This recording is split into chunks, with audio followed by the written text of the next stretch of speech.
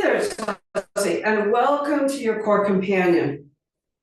In this particular movement that we're going to do in this is the vertical 100.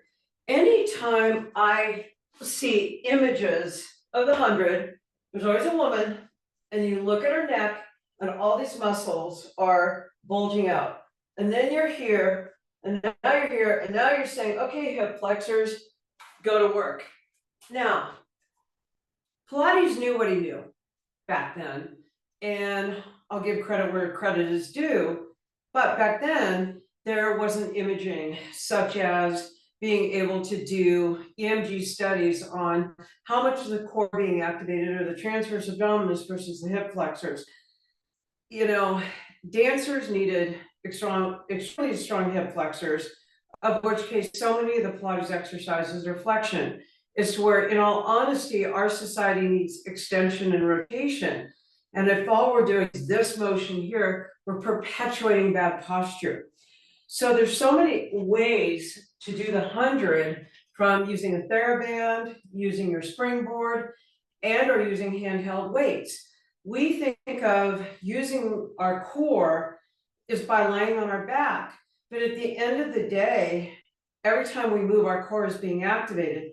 So by taking a TheraBand and simply placing it low and tight across your waist, and you can do this in a staggered position, when you start to hinge forward, you've actually activated your core, all right? Because at the end of the day, gravity is saying, all right, all right, muscles front and back, activate.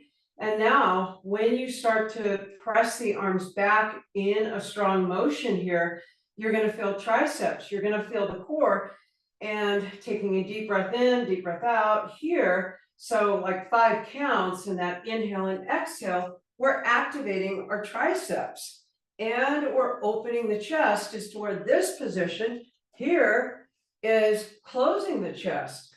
The other option as well is to, once again, use my handheld weights. I'm going to externally rotate, lift my arms behind me, nice long spine here, and lift my arms up against gravity. And I don't go the pulse, pulse, pulse. I go lift, feel the muscle engage. And when you do that, that's when things start to work. So just taking a classic exercise like the supine 100 and saying, hey, all we have to do is change the body position, but the feeling of controlled movement, which he believed in, is also, embellished and expressed in each and every movement. But this is just a different way to look at doing a Pilates move vertically.